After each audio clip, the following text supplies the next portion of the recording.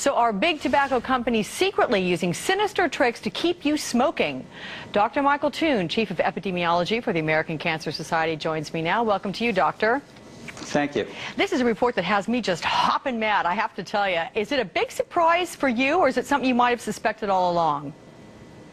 Well, I'd actually not surprised at all. This is the most widely used and lethal addictive product in the country, and it's completely unregulated.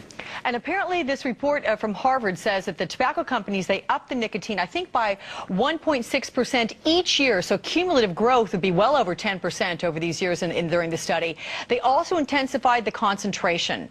How significant is this? Well, it's very significant because nicotine is the chemical in tobacco smoke that makes it addictive.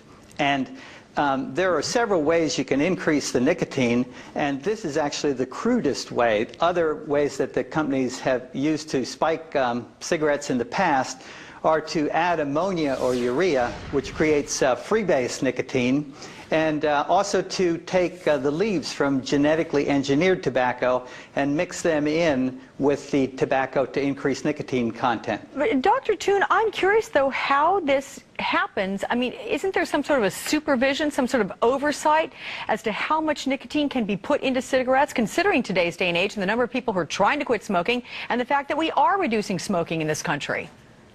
That's exactly the point. I mean, you can look at your macaroni and cheese and you can tell what's in it by looking at the box, but you have no idea what's in a cigarette because the industry has remained virtually unregulated for all of this time over the last century. And how is that? And I imagine those of you at the American Cancer Society are none too pleased with that.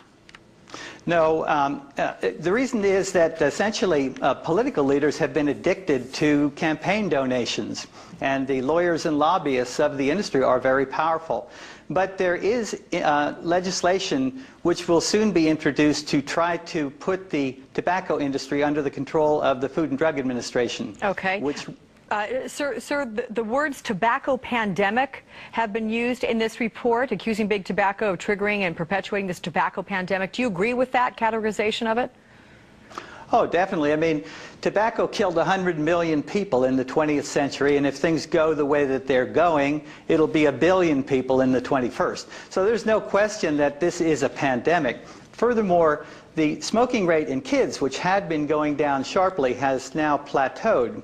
And the things that make nicotine more addictive and cigarettes more addictive is the rate at which it gets to the brain. So that's when you hook the kids, and then people spend the rest of their lives trying to quit. How hopeful are you this legislation you said that is pending will be effective?